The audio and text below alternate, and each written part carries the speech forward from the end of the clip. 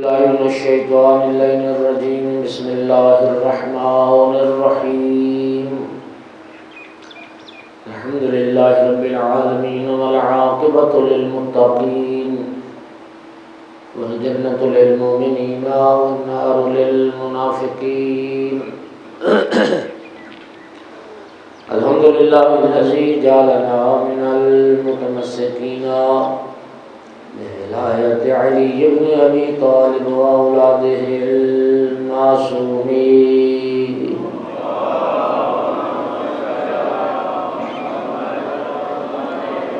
الحمد لله الذي جعلنا من الباقين على سيد الشهداء واولاده وصحابه المظلومين. الصلاة والسلام والتحية والإكرام على رسوله الكريم شفيع المذنبين آنس الغريبين ورحمة للعالمين. عني العبد المؤيد الرسول المسدد المحمود الأحمد المصطفى الأمجد أبا القاسم محمد.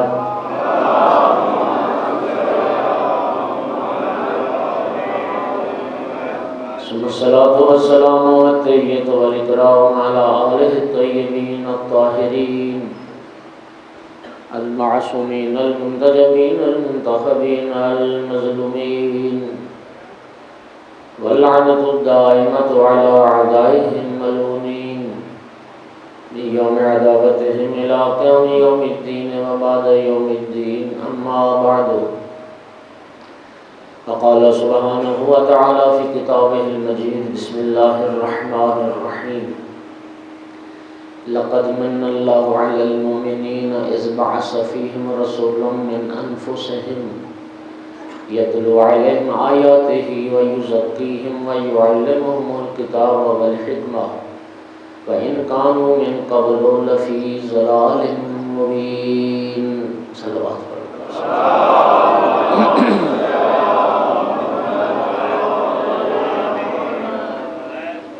گرامی قدر، اللہ کریم کے بے پناہ احسانات ہیں انسان پر، اور بے شمار ناقابل شمار نعمت. سورہ مبارکہ رحمان میں بار بار فرماتا ہے: فَبِأَيِّ آلَاءِ رَبِّكُمَا تُكَذِّبَانِ. پس تم اپنے پروردگار کی کون کون سی نعمت کو جھٹلاؤ گے. امام جعفر صادق علیہ السلام نے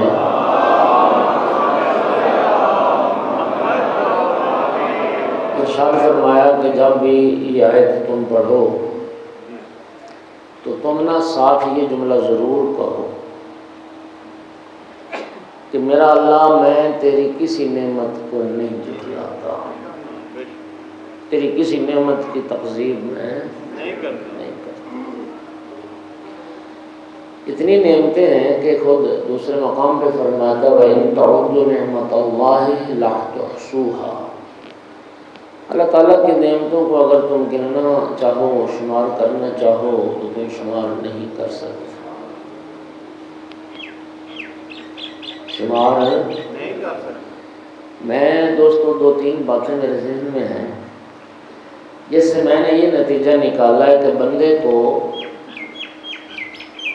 نعمت کا احساس بھی اس وقت ہوتا ہے جب نعمت ہاتھ سے چلی جاتی ہے. میں نے یہ سابقہ مجالس میں یہ واقعہ آپ کو سنایا ہوا ہے. ایک بندے کے بارے میں مجھے پتہ چلا، وہ جھنگ کا کوئی جاگیردار ہے.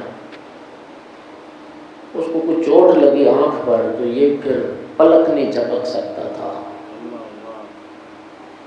وہ ڈیمیج ہو گئے جو مسلز ہیں، پٹھے ہیں، تو پلک نہیں جھپک سکتا تھا.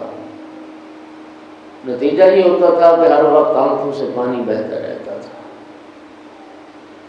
وہ بیرون ملک تک گیا علاج کروانے کے لیے، لیکن وہ اس کی ٹھیک نہ ہو سکی، مشکل پریشانی دور نہ ہو سکی. اور اس کا نتیجہ یہ ہوا تھا کہ ہر وقت پانی بہتا رہتا تھا آنکھ سے، اور یہ جگہ اس کی زخمی رہتی تھی. اللہ گواہ ہے میں نے جب تک یہ بات نہیں سنی تھی نا تو مجھے یہ احساس نہیں تھا کہ یہ پلک جھپکنا بھی اللہ کی نعمت ہے۔ تم دنیا خرچ کر دو نا یہ نظام بحال نہیں ہو سکتا۔ آیت اللہ محسن کراتی فرماتے تھے، خدا ان کو زندگی دے، کبھی حیات ہیں، وہ فرماتے تھے کبھی ایسا کرو یہ انگوٹھا باندھ دو انگوٹھا، پھر کام کرو، تمہیں اندازہ ہوگا کہ بغیر انگوٹھے کے کام کتنا مشکل ہو گیا۔ تم بٹن نہیں بند کر سکتے، انگوٹھا کے بغیر بٹن بند کر کے دکھاؤ کتنا مشکل۔ اکاڑے میں ایک جاگیردار ہے، اس سے میں ملا ہوں خود، اس کا یہ جو ساؤنڈ باکس ہے نا حلق گلا، وہ اس کا خراب ہو گیا۔ ایک آلہ تھا، ایک اس موبائل جتنا گول سا، وہ باہر سے یوں گلے حلق پہ رکھتا تھا، اس سے آواز نکلتی تھی ورنہ آواز نہیں آتی تھی۔ ہر بات یوں پہلے اس کو یہاں رکھتا اور وہ بھی پھر بڑی مشکل سے یوں دبا کے بات کرتا، اپنے ملازموں کو بلا رہا تھا، کچھ کہہ رہا تھا تو وہ اس ذریعے سے بات کر رہا تھا۔ میں حیران ہو گیا کہ پروردگار واقعی تیری نعمتوں کو کوئی گن نہیں سکتا،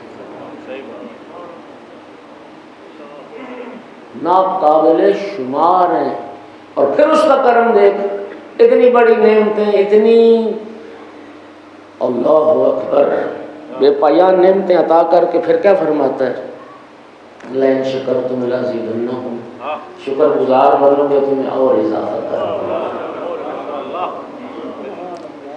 اسی لیے امام سجاد علیہ السلام نے فرمایا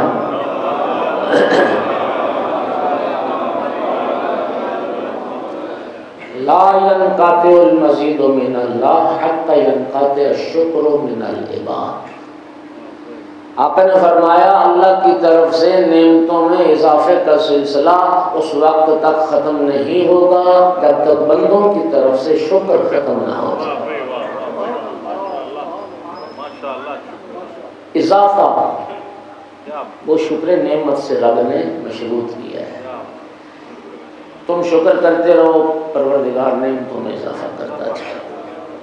جناب صدیقہ کبریٰ جناب فاطمہ الزہرا صلوات اللہ علیہ، بی بی پاک نے جو خطبہ فدق پڑھا ہے اس کے آغاز میں بی بی پاک کا ایک جملہ ہے، اور وہ جملہ یہ ہے کہ بی بی پاک فرماتی ہیں حمد ہے اس اللہ کے لیے جس نے بندوں سے شکر کا تقاضا صرف اس لیے کیا تاکہ بندوں کی نعمتوں میں اضافہ کیا جا سکے۔ بے پایان نعمتیں عطا کر کے بھی اس رب نے کوئی احسان نہیں جتلایا۔ پورے قرآن کے مطالعہ کر لیں، ایک نعمت ایسی ہے جس کے عطا کرنے پر رب کریم نے احسان جتلایا، اور وہ نعمت ہے نبی کریم کا، رسول اللہ کا ہماری ہدایت کے لیے تشریف لانا۔ سورہ مبارکہ آل عمران کی یہ 164 نمبر آیت ہے جو میں نے تلاوت کی ہے۔ اللہ پاک فرماتا ہے لقد من اللہ، لقد قبلہ بیٹھے ہیں، یہ تاکید، لام تاکید کا، قد پھر تاکید کا، یقیناً لقد من اللہ علی المؤمنین، یقیناً اللہ کا احسان ہے مومنوں پر۔ دیکھیے جو نبی پاک، ہمارے نبی پاک جو ہے نا، وہ تو عالمین کے لیے نبی بن کے ہیں، وہ تو ساری کائنات کے انسانوں کے لیے نبی بن کے ہیں۔ علی المؤمنین کیوں کہا گیا؟ علی المؤمنین سے اللہ پاک یہ سمجھانا چاہتا ہے نبی تو ہر کسی کے لیے آیا ہے، لیکن نبی کی نبوت، رسالت اور ہدایت سے فائدہ صرف ایمان والے اٹھاتے ہیں۔ بولو اور منافق جن پہ خدا کی لعنت ہے وہ نبی کی محفل میں نہیں تھے تو فائدہ اٹھایا انہوں نے؟ اس لیے اللہ نے علی المؤمنین کہا کہ منافق فائدہ نہیں اٹھاتے مومن ہی فائدہ۔ علی المؤمنین کیا احسان کیا اللہ نے؟ اس بعث فیہم رسولا من انفسہم، اللہ تعالیٰ نے انہی میں سے ایک رسول کو مبعوث فرمایا، پیغمبر بھیجا ہے۔ یہ ہم پر احسانی طور کیا ہے؟ اور میرے شیعہ سنی بھائیوں ذرا سننا، بنی اسرائیل کے انبیاء وہ دعا کرتے تھے، اے اللہ ہمیں آخری نبی کا امتی بنا۔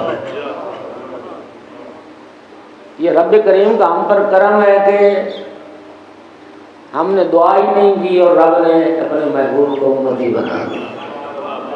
اوے اپنے شرف کو سمجھو،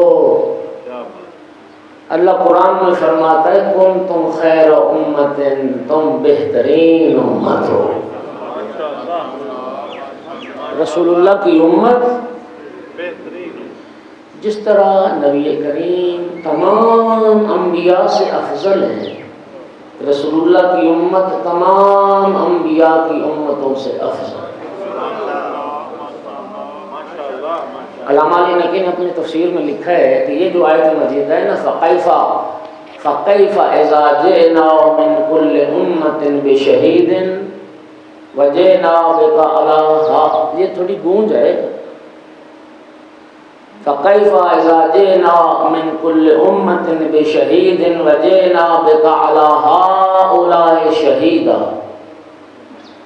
اللہ پاک فرماتا ہے محبوب قیامت کے دن وہ کیسا وقت ہوگا جب ہم ہر نبی کو اس کی امت پر گواہ بنا کے لائیں گے اور آپ کو ہر نبی پر گواہ بنا کے لائیں گے۔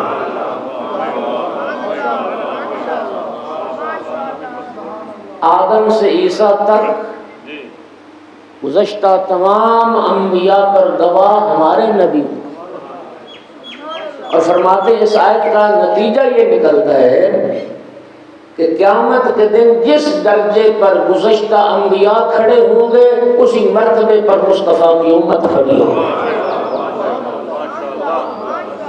خیر الامم، بہترین امت۔ کیا کیا جائے، امت ہی اپنا شرف بھول گئی، ہم اپنی عزت بھلا بیٹھے ہیں جی، یہودیوں کے پیچھے چل رہے ہیں، عیسائیوں کے پیچھے چل رہے ہیں، ہم تو مصطفیٰ کی امت۔ اللہ پاک نے ہمیں تو اپنے محبوب کی اتباع کا، اطاعت کا، پیروی کا، ان کی راہ پر چلنے کا حکم دیا تھا، ہم اپنا شرف بھول گئے۔ یہ اللہ کا احسان ہے مومنو، اللہ پاک نے اپنے رسول کو مبعوث فرمایا ہے، انہی میں سے تھے یتلو علیہم آیاتہ، اور نبی پاک کی جو ذمہ داریاں ہیں وہ کیا تھیں؟ تلاوت آیات کرنا، وَيُزَكِّيهِمْ، ان کے نفوس کو پاکیزہ کرنا، تزکیہ نفس کرنا۔ ایت اللہ محسن کراتی نے تفسیر نور میں ایک بڑی خوبصورت بات لکھی، وہ فرماتے ہیں پہلے تلاوت آیات پھر تزکیہ نفس۔ وہ فرماتے ہیں کہ وہ ریاضت، وہ مشقت، وہ چلے جو آیات سے ہٹ کے اور پیغمبر کی رہنمائی سے ہٹ کے ہوں، وہ خود انحراف ہے۔ ہر بات کا تمہارا بندہ قدردار نہیں ہے۔ ہمارے پڑوسی ملک میں تو میڈیا ہی دکھاتا ہے اب تو چیزیں، وہ بڑی بڑی ریاستیں کرتے ہیں، ہندو اپنے نفس کو مارنے کی کوشش کرتے ہیں، وہ میں نے اتنی دیکھی، میں اب سارا وقت اسی میں لگ جائے گا۔ ہاں جی، کوئی 20 سالوں سے ہاتھ اوپر کر کے کھڑا ہے جی، ریاضت ہو گئی، کوئی کہہ رہا ہے کہ 15 سال ہو گئے ہیں وہ لیٹا ہی نہیں۔ عجیب عجیب، وہ خود انحراف ہے۔ یتلو علیہم آیاتہ ویزکیہم، تزکیات تلاوت آیات کے نتیجے میں اور نبی رہبر کی رہبری میں۔ وَيُعَلِّمُهُمُ الْكِتَابَ وَالْحِکْمَةَ، اور اگلا کام ہے نبی پاک کا کتاب و حکمت کی تعلیم دینا۔ ٹھیک ہوگی بات؟ وَإِنْ كَانُوا مِنْ قَبْلُ لَفِي ضَلَالٍ مُبِينٍ، لطف لینا، اور پڑھا لکھا بندہ لطف لے گا. ان کانوا من قبل لفی ضلال مبین. مفسرین لکھتے ہیں اس کا معنی کیا ہے کہ نبی کریم کے تشریف لانے سے پہلے وہ کھلی گمراہی میں غرق تھے. جاہل ترین معاشرہ تھا، گمراہ ترین معاشرہ تھا، فاسد ترین معاشرہ تھا. یہ آیت بتا رہی ہے کہ گندے ترین معاشرے میں بھی اصلاح کا کام کیا جا سکتا ہے. صلوات پڑھ دو محمد و آل محمد کی ذات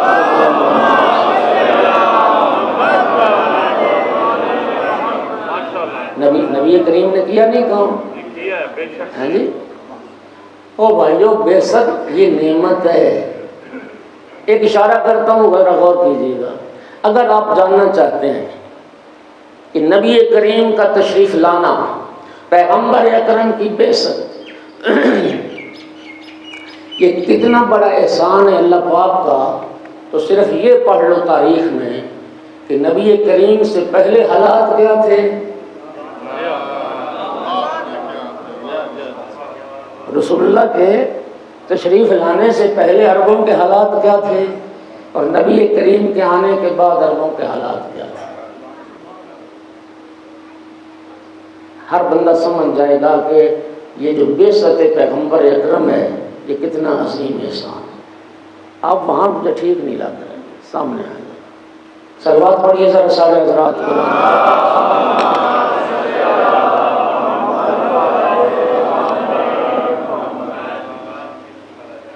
اب اگر اجازت دیں، آقا امیر المومنین علیہ السلام نے متعدد خطبات نہج البلاغہ میں، جن میں مولا امیر المومنین علیہ السلام نے سرکار کے تشریف لانے سے پہلے جو حالات ہیں عربوں کے وہ بیان فرمائے. اجازت ہو تو آج آقا کا ایک نورانی خطبہ، اس کے چند کلمات سے ایک صلوات پڑھو مولا امیر المومنین کی.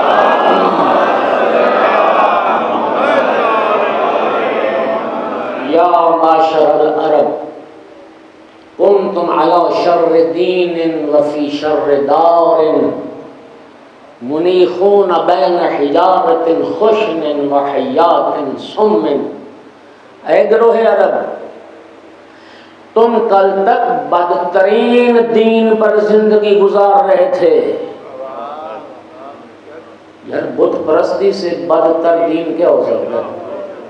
اپنے ہاتھوں سے مٹی سے بت بناتے ہیں، پھر پوجا کرتے ہیں. پتھر سے بنا لیا اسی کو، پھر جھکنا شروع کر. بدترین دین ہے یا نہیں؟ کھجور کے بھی بنا لیتے تھے، کھجوریں اکٹھی کر کے بت بنا لیتے تھے، پھر جب بھوک لگتی کھا لیتے تھے. اسی لیے تو امیر المومنین بدترین دین ہے بت پرستی.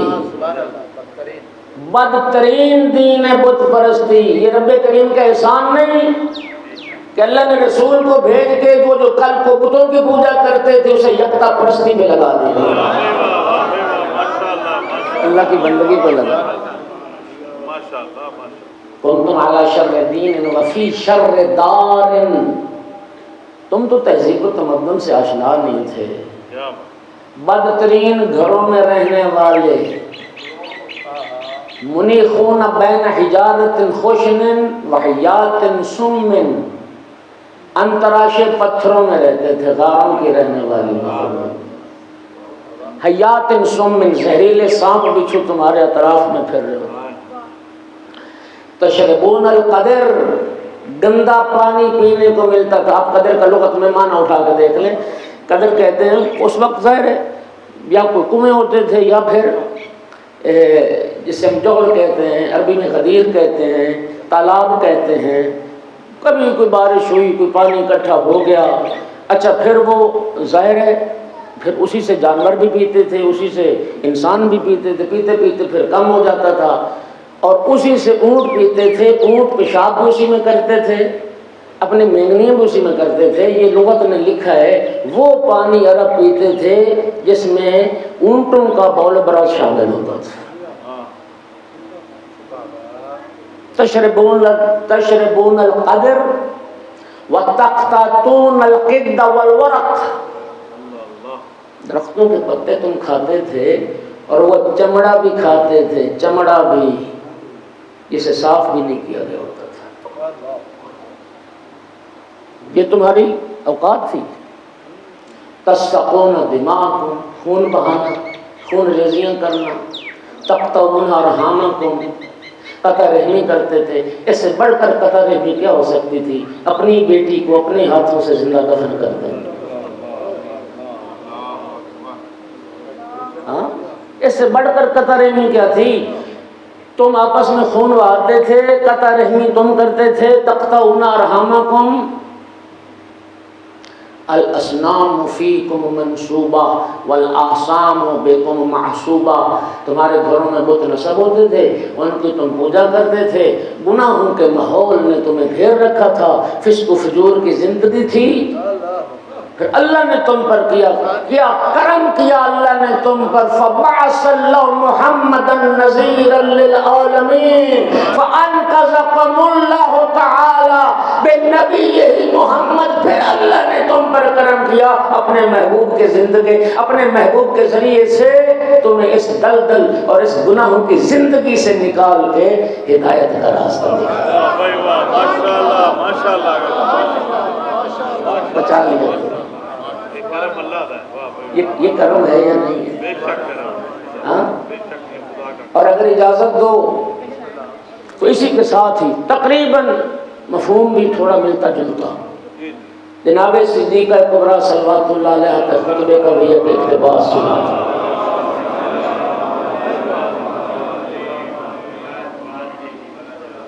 لقد كنتم على شفا حفرة من النار، یہ بنت پیغمبر کے کلمات۔ لوگوں، تم کل تک تو بت پرستی کی وجہ سے جہنم کے کنارے پہنچے ہوئے تھے۔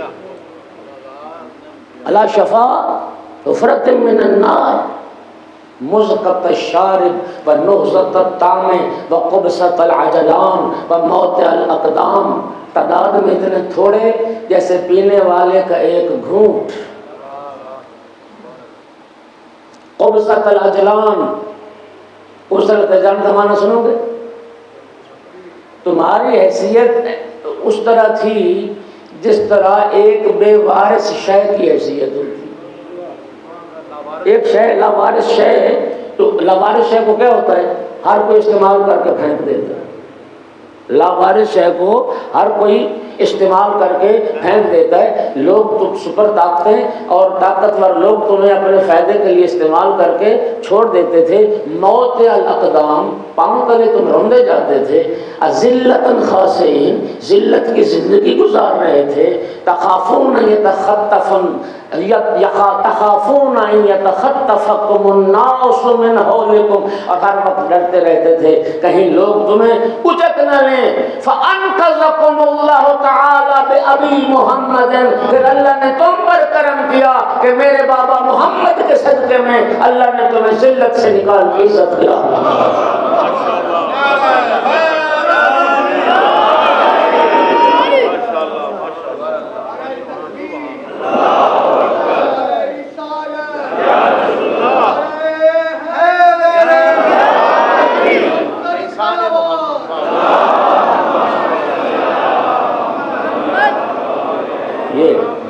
یہ ہے اس عربی میں منت، ہم اردو پنجابی میں منت کہتے ہیں ترلا کرنا، عربی میں منت کہتے ہیں کسی عظیم احسان اور عظیم نعمت کا عطا کرنا۔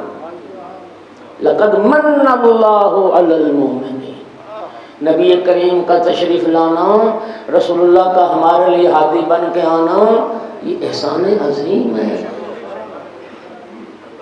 یہ رب کریم کا احسان، پروردگارہ تیرا شکر ہے،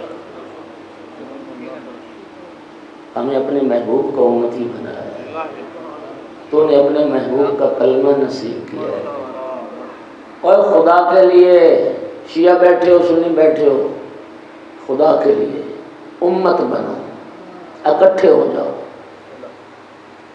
یہ یہودی سازشیں ہیں، یہ عیسائیوں کی سازشیں ہیں، تفریق پیدا کرنا مسلمانوں کے درمیان اور ان کو لڑانا۔ ہمارے فروعی اختلافات فروعی ہیں، لیکن ہمارے بہت سارے مشترکات ہیں جو اصولی ہیں.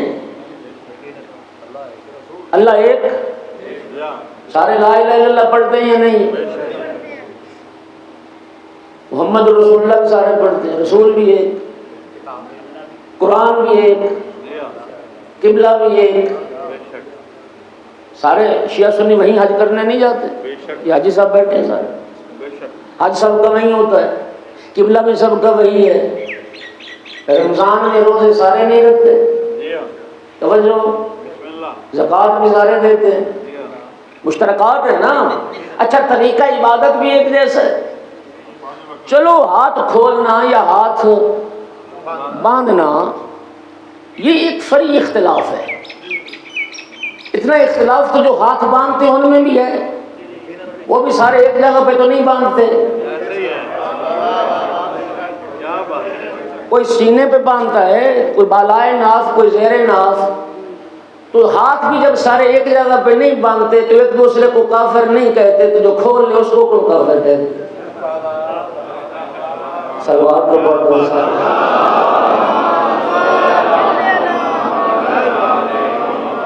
لیکن قیام تو سب کرتے ہیں، رکوع سب کرتے ہیں، سجدہ سب کرتے ہیں. یہ مشترکات ہیں نا ہماری. اچھا کیا خیال ہے، میت کو سارے دفن نہیں کرتے شیعوں میں سنی؟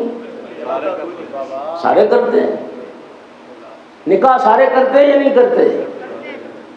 فروعی اختلاف کی بات نہیں کرنا، میں بنیادی اصول عرض کر رہا ہوں. نکاح بھی پڑھا جاتا ہے، طلاق بھی پڑھی جاتی ہے، یہ سب کے شیعہ سنی کے ہاں یہ مشترکہ چیزیں ہیں. طریقہ عبادت ایک جیسا ہے. جو اولاد کے باپ بیٹھے ہیں یہاں، دو یا دو سے زیادہ جن کے بچے ہیں، آپ غید کریں گے نا کہ کچھ اختلاف تو بچوں کے مزاج میں بھی ہوتا ہے. ہوتا ہے یا نہیں ہوتا؟ ایک بیٹے کی پسند کچھ ہے، دوسرے کی کچھ ہے. اتر دو ایران ایسے ہے یا نہیں؟ ایک بچہ بتاؤ نہیں کھانا، ایک کھا لیتا ہے. فرق سلوار پڑھ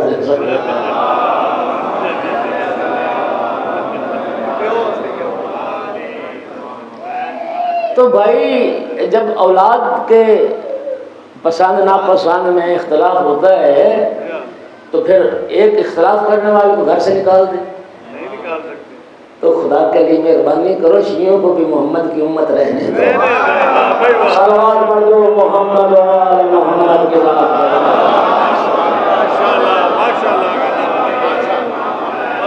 نبی پاک کافروں کو مسلمان بنانے آئے تھے، یہ مسلمانوں کو کافر بنانے پہ تلے ہوئے ہیں. عرض یہ کر رہا ہوں خدا کے لیے، یہ دشمنان اسلام کی سازشیں ہیں. ان کو سمجھنے کی ضرورت ہے. اور سن لو میرے محترم سامعین، یہودی اور عیسائی رسول اللہ کی دشمنی میں اکٹھے. خدا کی قسم قرآن کہہ رہا ہے، آیت سنیں، اللہ قرآن میں فرما رہا ہے وَلَن تَرْضَىٰ عَنْكَ الْيَهُودُ وَلَا النَّصَارَىٰ حَتَّىٰ تَتَّبِعَ مِلَّتَهُمْ. میرا محبوب، نہ یہودی آپ سے راضی ہیں نہ عیسائی آپ سے راضی ہیں. اور یہ دونوں بدبخت قومیں چاہتی کیا ہیں؟ آپ ان کی ملت کی اتباع کریں، آپ یہودی ہو جائیں یا آپ عیسائی ہو جائیں. رب نے محبوب بھیجا، میرے محبوب کی پیروی کرو، اطاعت کرو، اتباع کرو، کلمہ پڑھو. نہ یہودی راضی ہیں رسول اللہ سے اور نہ عیسائی راضی ہیں رسول اللہ سے. اس لیے تو اللہ پاک نے قرآن میں فرمایا ہے، اور اس وقت جتنے مسلمان حکمران ہیں، دو چار کے علاوہ کسی نے قرآن میں یہ آیت پڑھی نہیں، ان کے قرآن میں یہ ہے ہی نہیں. ہاں، اور وہ کیا آیت ہے؟ یا ایھا الذین آمنوا لا تتخذوا اليہود والنصارى اولیاء.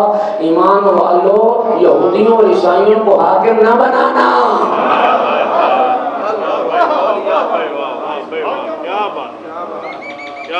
یہودیوں اور عیسائیوں کو نوبل پرائز امن کا نہ دینا. صلوات اکبر دو محمد و آل محمد.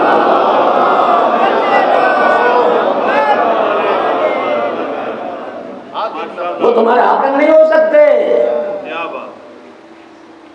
وہ تمہارے حاکم نہیں ہو سکتے. آج کیا ہو رہا ہے؟ یہ ٹرمپ کے سامنے جو مسلمان ننگے سر ناچتی لڑکیاں غیرت سے مارنا گیا عرب.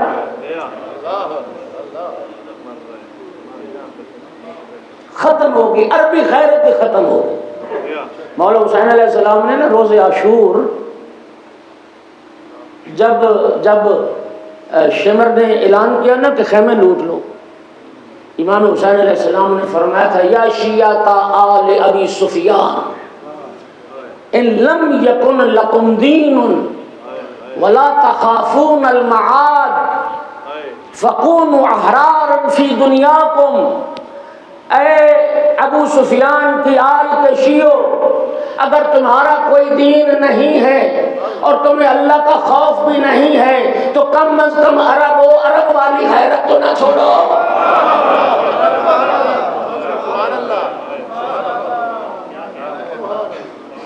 تم عرب ہو، آزاد مرد بنو، عورتوں اور بچوں سے کیوں متعرض ہوتے ہو؟ یہ تو عربی غیرت بھی ختم ہو گئی. ہاں، قیمتی ترین جہاز تحفے میں دیے جا رہے ہیں، ڈالروں کی بارش ہو رہی ہے. انا للہ و انا الیہ راجعون.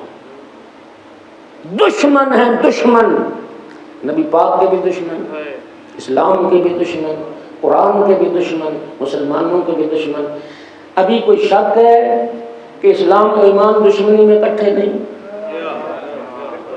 اور یہ چند روزہ ایران اسرائیل جنگ دنیا دیکھ چکی، مسلمان دیکھ چکے، اب بھی تمہیں کوئی شک ہے اس میں کہ اسلام اور قرآن کے دشمنی میں اکٹھے نہیں ہیں؟ وہ اکٹھے ہیں، اکٹھے ہیں. اگلی بات سنیے، اکٹھے ہیں.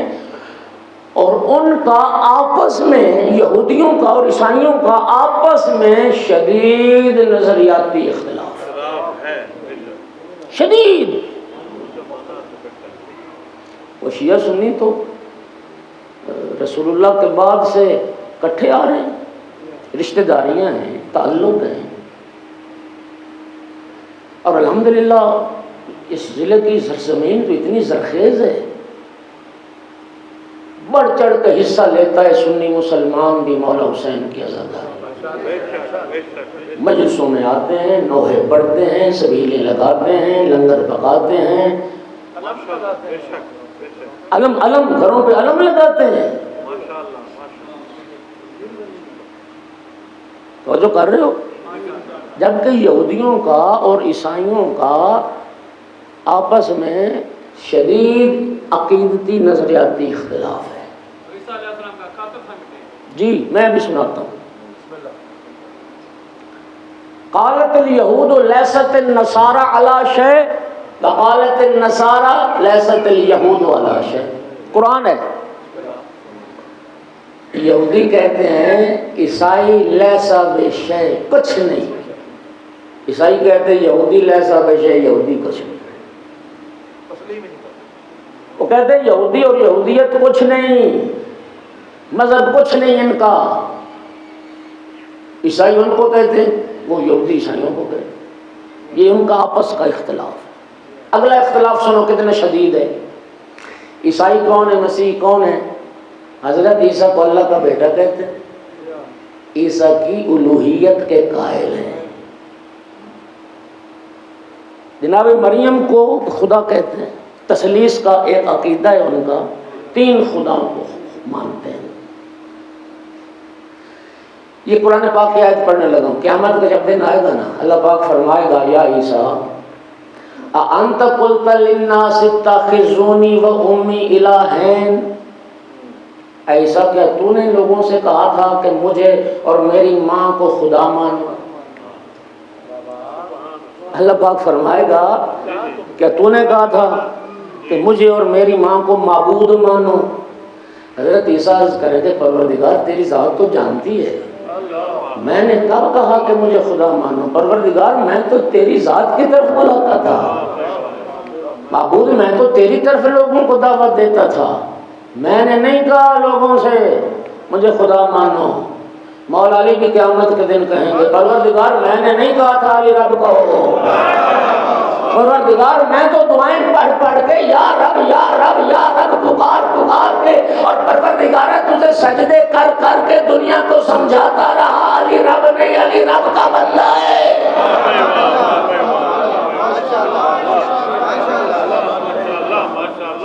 صلوات پڑھ دو محمد و آل محمد.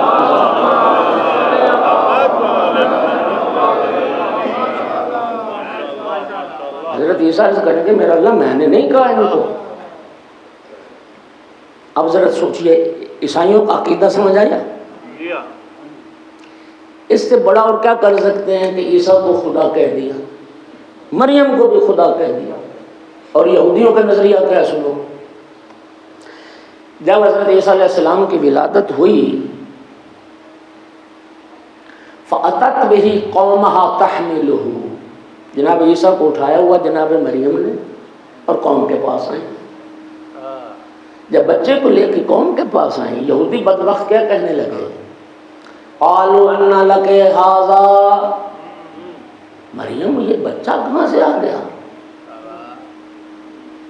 لقد جئت شیئا فریا, یہ تو تم نے عجیب بات کر دی. تیری ابھی شادی نہیں, تو تو کماری تھی اور بغیر شادی کے بچہ جنم دے دی. اس کا مطلب کیا ہے؟ یہ کیا کہہ رہے تھے العیاذ باللہ, میری زبان میں جرأت نہیں میں وہ لفظ کہوں.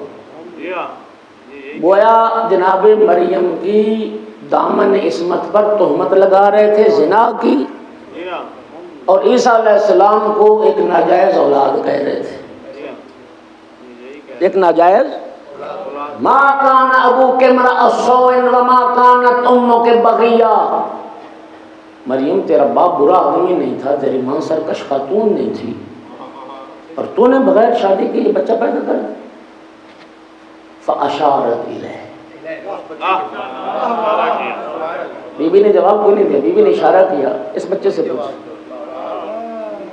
اس بچے سے پوچھ. قالوا کیف نکلم من کان فی المہد صبیا, جو بھی گہوارے میں اس سے کیسے بات کریں. اچھا ذرا آپ ذرا سمجھیے, یہودیوں کا اعتراض ہے کہ بچہ کہاں سے آیا, اور بی بی اشارہ کر رہی ہے بچے سے پوچھو, بچے سے پوچھو.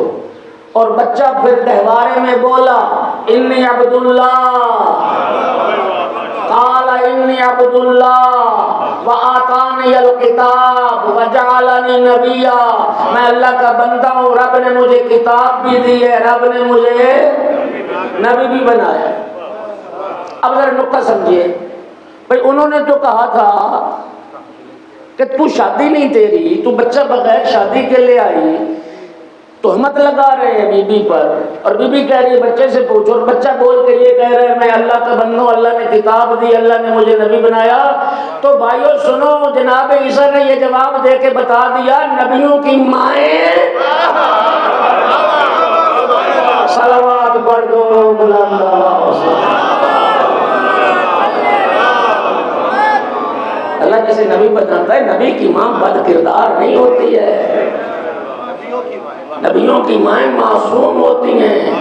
جو نبی کی ماں باپ کے بارے کفر کا عقیدہ رکھے وہ ملعون خود کافر ہے. صلوات پڑھ دو محمد و آل محمد.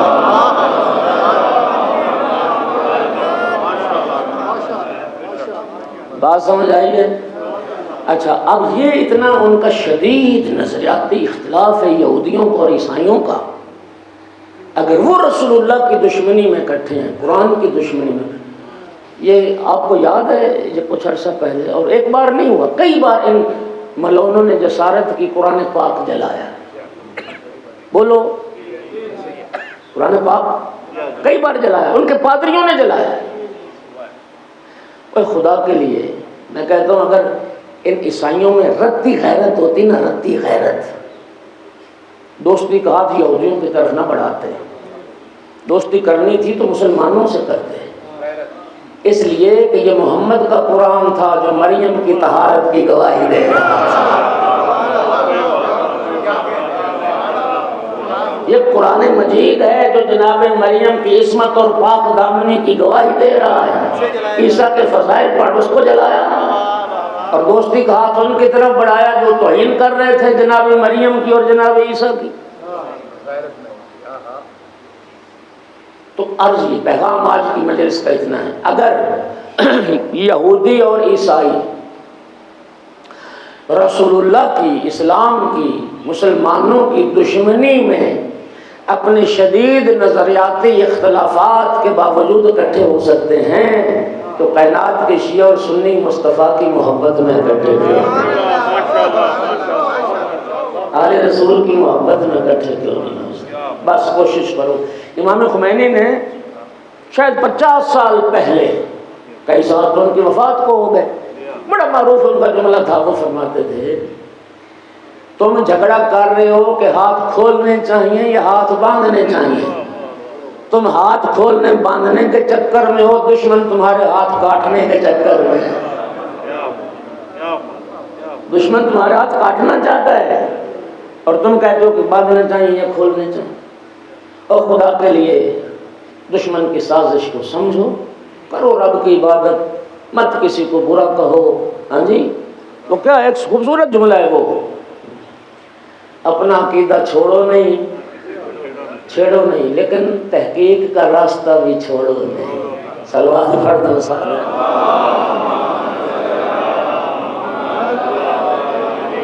پھر صلوات پڑھو سارے.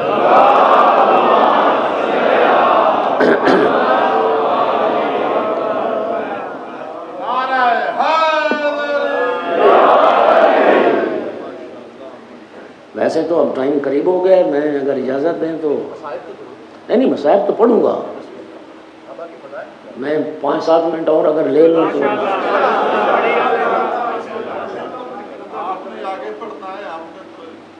نہیں اسی لیے میں وہ آپ کی پھر محبت کی بھی تو الحمدللہ میں قدردان ہوں. ہاں جی، میں قدردان ہوں سب کا، آپ محبت کرتے ہیں. اللہ آپ سب کو جزائے خیر.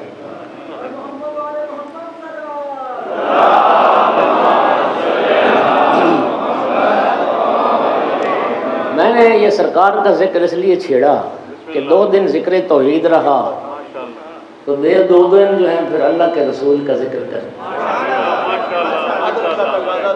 عدل کا تقاضا. مولا علی علیہ السلام مسجد کوفہ میں تشریف فرما تھے. ایک جانثار اٹھا عرض کی، اور یہ جو میں پڑھنے لگا ہوں نا مولا علی علیہ السلام کا خطبہ، یہ شیعہ سنی نے لکھا ہے. ایک جانثار اٹھا عرض کی، یا امیر المومنین، ہم نے رسول اللہ کی زیارت نہیں کی ہے، ہم نے آقا کا دیدار نہیں کیا ہے. یا امیر المومنین، آپ رسول اللہ کا حلیہ مبارک تو بیان فرمائیں، ان کے شمائل بیان فرمائیں، اور اس طرح سے بیان فرمائیں کہ ہمیں مسجد کوفہ میں بیٹھے بیٹھے رسول اللہ کا دیدار ہو جائے. اور پھر میرا بھی آپ سے وعدہ ہے، کان میری طرف رکھو، دل مدینے روانہ کر دو.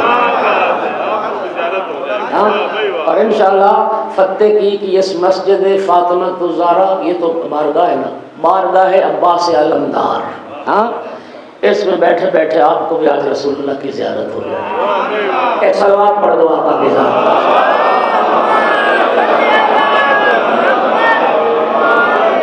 بسم اللہ الرحمن الرحیم. کان رسول اللہ صلی اللہ علیہ وآلہ وسلم ابیض اللون مشربا بالحمرہ. فرمائے لوگوں، نبی کریم گوری رنگت کے مالک تھے، لیکن ایسا گورا رنگ جو سرخی مائل تھا. سرخی مائل گوری رنگت تھی آقا کی. ادعج العین، موٹی اور سیاہ آنکھیں تھیں. ادعج العین، موٹی اور سیاہ آنکھیں تھیں. سبط الشعر، سیدھے بال تھے، لمبے بال. قص اللحیہ، ریش مبارک گھنی تھی. سہل خد ذا وفرہ، آقا کے رخسار ملائم، روشن اور چوڑے. کأن عنقہ ابریق فضہ، سرکار کی گردن مبارک چاندی کی سراہی کی طرح چمک رہا. گردن مبارک چاندی کی سراہی کی طرح چمکدار تھی. وَكَأَنَّ عَرْقَهُ فِي وَجْهِ اللُّؤْلُؤِ، اور جب پسینہ آتا تھا نا چہرے پر، پسینے کے قطرات یوں چمکتے تھے جیسے موتی جڑے ہوئے، پسینے کے قطرات بس موتیوں کی طرح چمکتے تھے۔ وَلَرِيحُ عَرْقِهِ اطیب من المسک الاظفر، اور سرکار کا پسینہ مشک و عنبر سے زیادہ معطر تھا۔ آقا کا پسینہ مشک و عنبر سے زیادہ، دل دکھانے کے لیے نہیں، بات سمجھانے کے لیے کر رہا ہوں، اب ایمان سے بتائیں۔ یہ جو مولا امیر نے رسول اللہ کا تعارف کروایا، میں اور حدیث کے انبار ہیں میرے پاس، اب بھی اگر کوئی کہے کہ محمد ہم جیسے،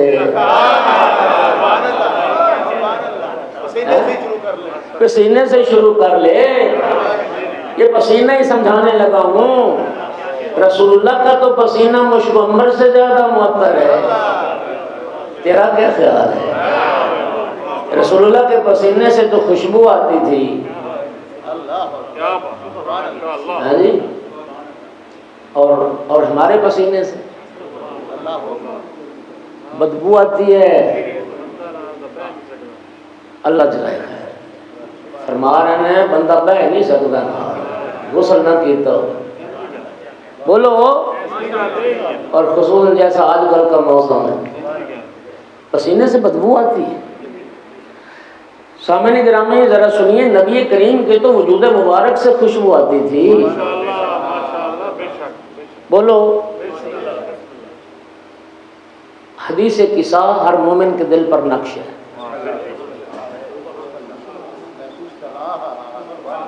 اس حدیث قصہ میں کیا پڑھتے ہو؟ امام حسن علیہ السلام آئے، امام حسین علیہ السلام آئے، مولا علی علیہ السلام آئے، آنے کے بعد بی بی پاک کو سلام کرنے کے بعد پہلا سوال یہ کہ اماں جان، یہ نبی حسنین نے عرض کیا اماں جان آج تو گھر سے نانوں کی خوشبو ہے۔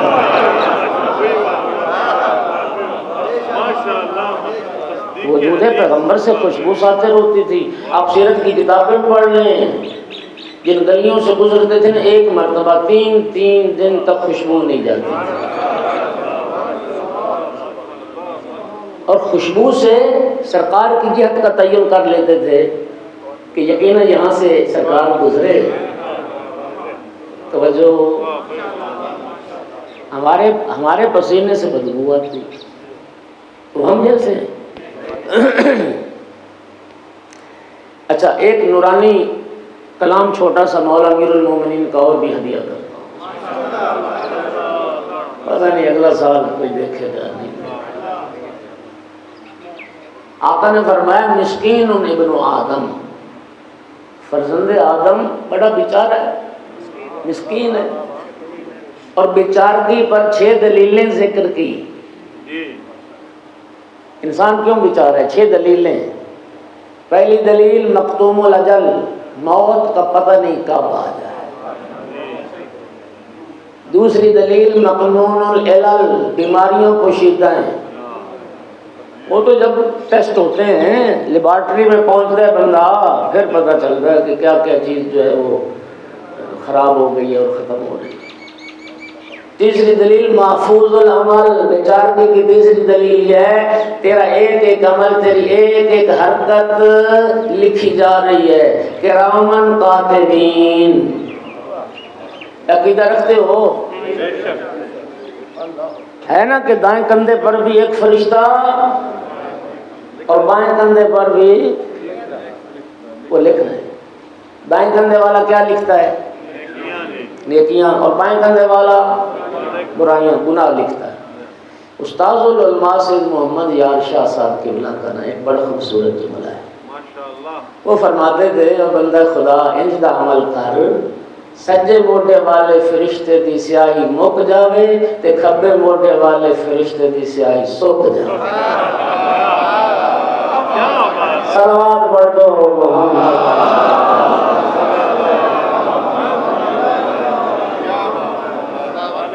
یہ بیچارگی کی تیسری دلیل ہے، عمل تیرا لکھا جا رہا ہے۔ تقتل الشرقہ، چوتھی دلیل ہے اتنا مسکین ہے، پانی ایک قطرہ تیری سانس والی نالی میں چلا جائے موت واقع ہو جائے۔ پانی تجھے قتل کر دے. تولے محل پکا 5ویں دلیل ہے مچھر کا ڈنگ بھی برداشت نہیں کر سکتا، چیخ اٹھتا ہے. اور 6ٹھی دلیل یہ تنتنہ العرق، اتنا بیچارہ پسینہ مردار جیسی بدبو پیدا کر دیتا ہے. او بھائیو جس کے اندر پسینہ مردار جیسی بدبو پیدا کر دے وہ اور ہیں، اور جس کا پسینہ مشک و عنبر سے زیادہ معطر وہ صرف آمنہ کا لال.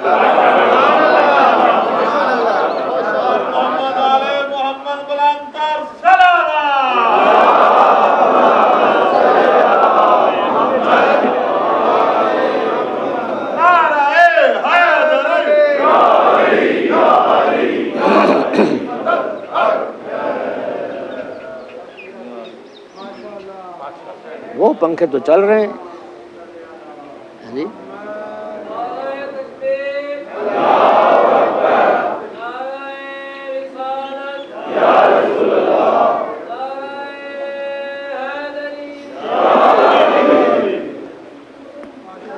پھر بھی صلوات پڑھ دیں سارے.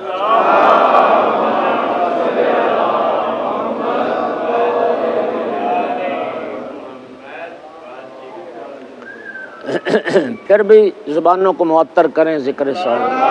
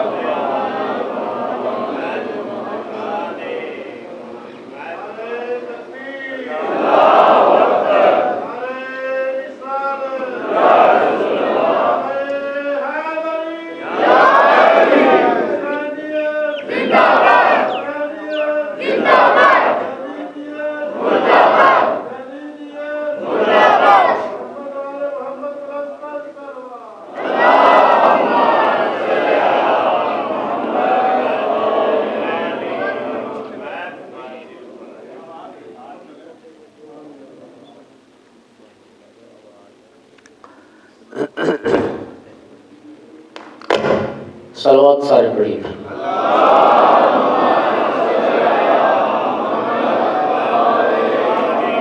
تو بھائیوں ہم جیسے نہیں ہیں.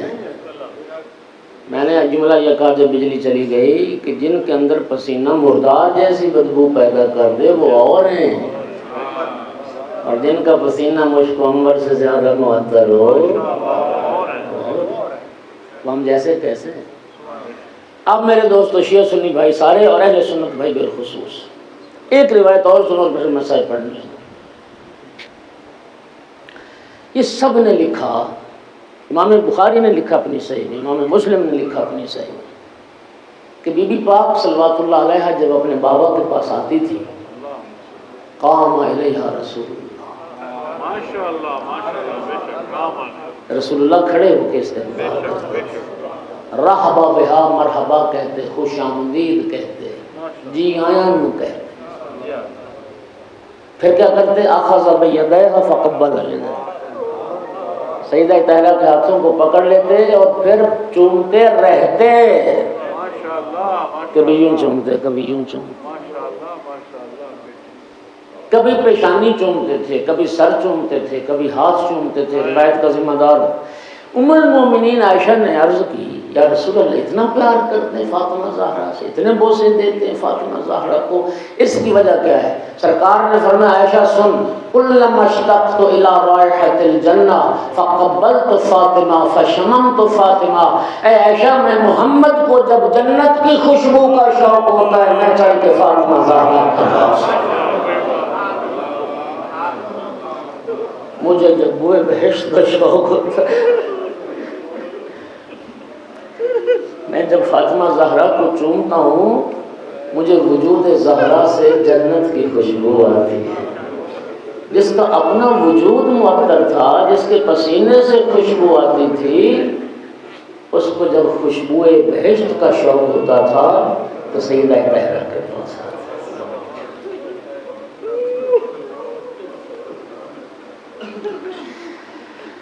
28 رجب کو مدینہ چھوڑا، 3 شعبان مکہ پہنچے، 8 ذی الحج کو مکہ چھوڑا۔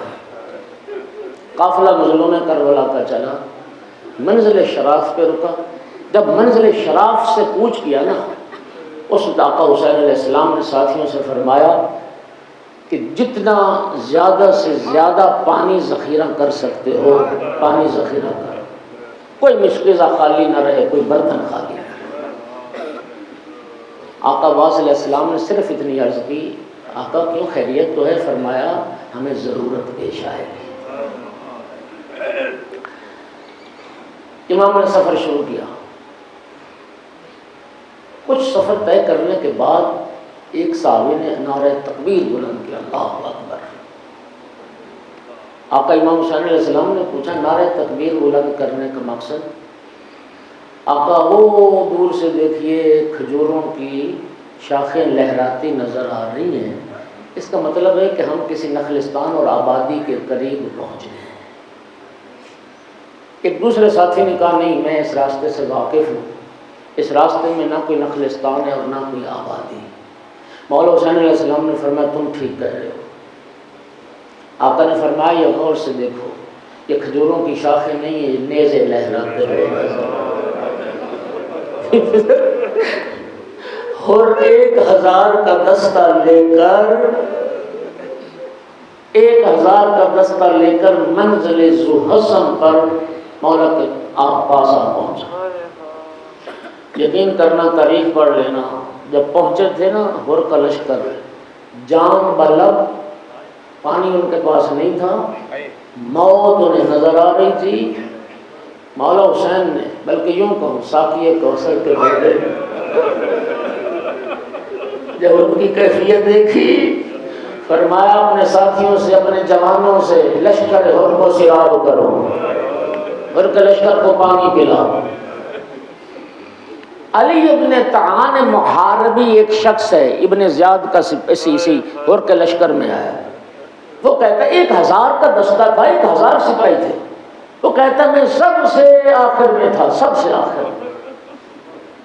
اتنی پیاس کی شدت تھی، وہ سوچ رہا ہے کہ اگر اسی ترتیب سے پانی پلاتے آئے تو مجھ تک تو پہنچتے پہنچتے میں پیاس سے مر جاؤں۔ خدا کی قسم تاریخ کا بیان ہے، اس نے یہ سوچا، دوسرے لمحے کہتا میں نے کیا دیکھا، کریم کربلا مشکیزہ لے کے میرے سامنے خود امام حسین علیہ السلام مشکیزہ لے کے۔ امام نے فرمایا مشکیزہ کا دہانہ پکڑو پیو۔ کہتا ہے میں پیاس اتنا نڈال تھا، میرے ہاتھ کانپ رہے تھے اور مجھ سے مشکیزے کا دہانہ پکڑا ہی نہیں جا رہا تھا، پانی زمین پہ گر رہا تھا۔ کہتا ہے کریم کربلا نے خود مشکیزے کا دہانہ پکڑا، خود میرے پاس بیٹھ کر مجھے پانی پلایا۔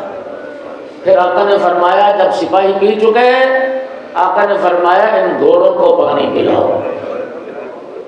اور آپ جانتے ہیں گھوڑا ایک ہی بار پانی نہیں پیتا، پانی سے منہ لگاتا ہے پھر ہٹاتا ہے، پھر لگاتا ہے پھر ہٹاتا ہے۔ یہ لفظ ہے روایت میں، آقا نے فرمایا جب تک ایک ایک گھوڑا 3 4 مرتبہ پانی سے منہ نہ ہٹائے، کسی گھوڑے سے آگے سے بھی پانی نہ ہٹائے۔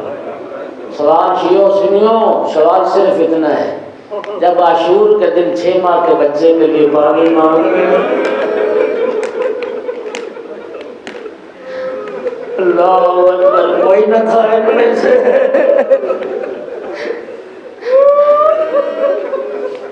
اجرکم علی اللہ۔ زیادہ وقت نہیں ہے، کیا کروں؟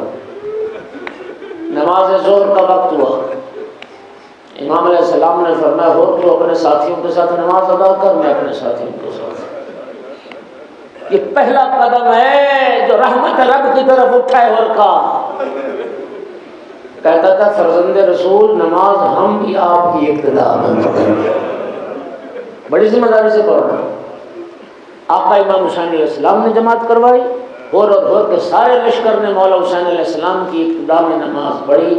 پھر امام حسین علیہ السلام نے خطبہ پڑھا، خطبے کا ٹائم نہیں ہے، پھر نماز عصر کا ٹائم ہوا۔ پھر آقا نے پوچھا اس سے کیوں آئے ہو؟ کہا مجھے ابن زیاد نے بھیجا ہے کہ میں آپ کو کوفہ لے چلوں۔ امام علیہ السلام نے مولا عباس سے فرمایا تیاری کرو، بیویوں کو محملوں میں بٹھایا گیا، محمل تیار ہوئے، قافلہ چلنے لگا۔ مولا حسین علیہ السلام گھوڑے پہ سوار ہو کے جب چلنے لگے نا، اس وقت ہور نے ایک جسارت کی، مولا کے گھوڑے کے لگام میں ہاتھ ڈالا۔ کہتا ہے میں آپ کو کوفہ لے جانے کے لیے آیا ہوں، میں آپ کو نہیں جانے دوں گا۔ یہ ہاتھ ڈالا نا، اس وقت آقا حسین علیہ السلام نے فرمایا سقلت کا اموں کو یا ہور، اے ہور تیری ماں تیرے غام میں بیٹھے، تیری یہ جرأت میرے گھوڑے کے لگام میں ہاتھ ڈالے۔ عرب کے ماحول معاشرے میں کسی گھوڑے کے لگام پکڑ لینا ایسے جیسے ہمارے معاشرے میں کسی کا گریبان پکڑ لینا۔ تیری یہ جرأت میرے گھوڑے کے لگام میں ہاتھ ڈالے، تیری ماں تیرے غم میں بیٹھے۔ اور جواب میں کہتا ہے اے فرزند رسول، اگر پورے عرب میں کسی نے اس طرح سے میری ماں کا نام لیا ہوتا میں بھی ایسا ہی جواب دیتا، لیکن میں کیا کروں، آپ کی ماں تو فاطمہ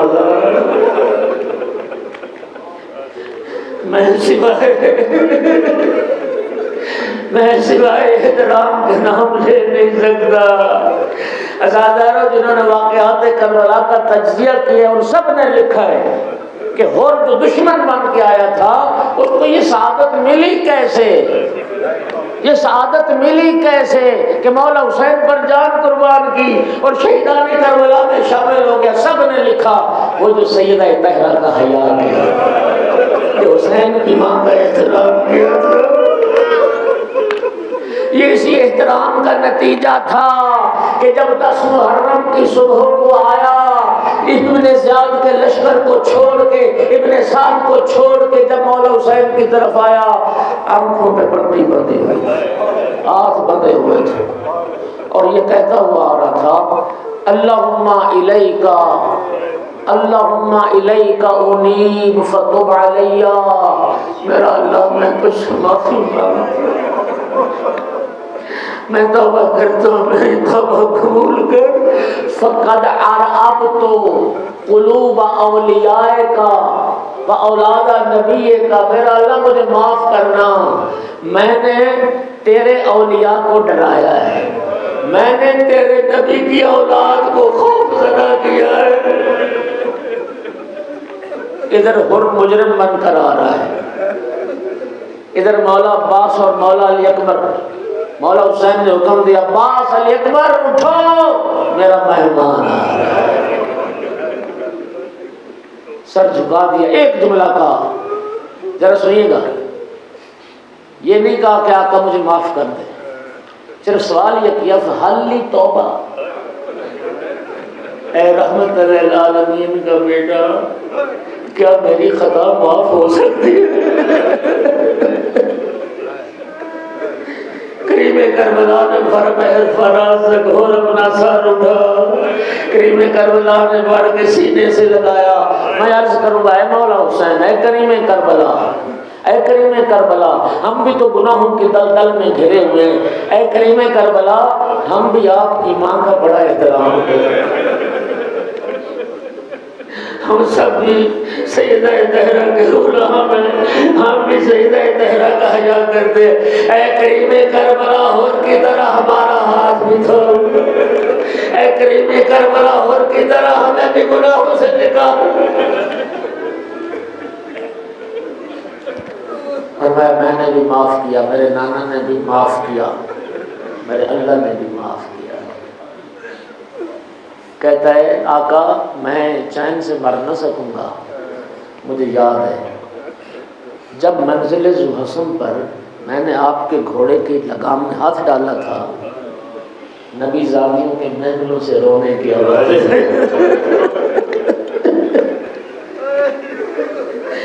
آقا میں چین سے مر نہ سکوں گا جب تک رسول کی بیٹیاں مجھے معاف نہ کرے۔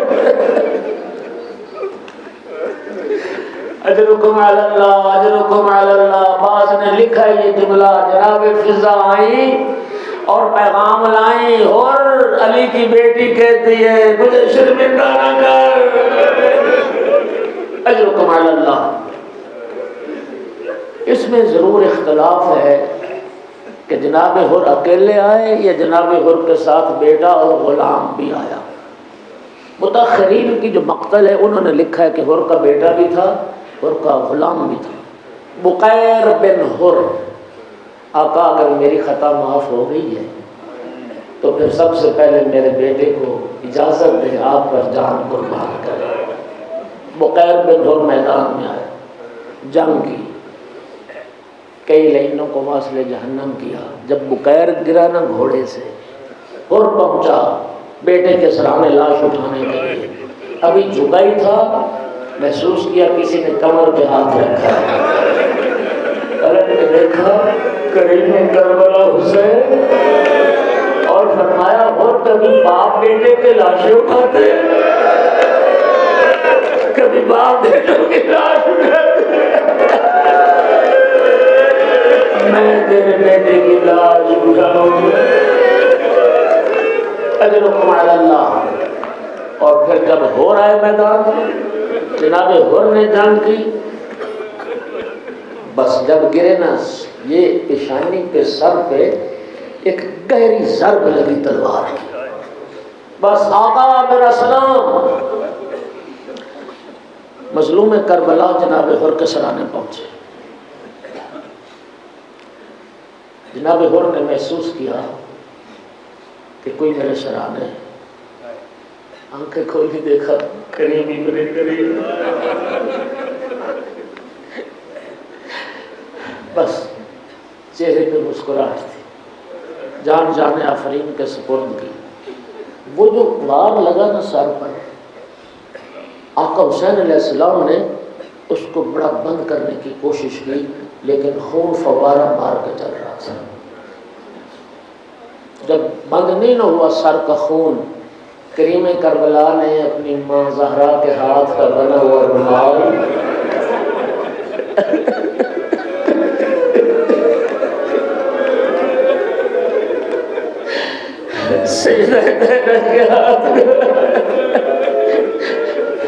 وہ حر کی پیشانی پہ جب باندھا تو خون بند ہو گیا۔ لیکن روز عاشور جب ایک شقی نے آقا کی پیشانی پہ تیر مارا،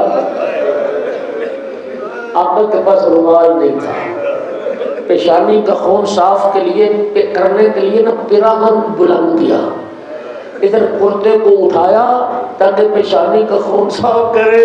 ایک شقی نے سے شعبہ تیرا تو حسین کے سینے، اور تو خوش نصیب تھا۔ الا لعنۃ اللہ علی القوم الظالمین وسیعلم الذین ظلموا ای منقلب ینقلبون۔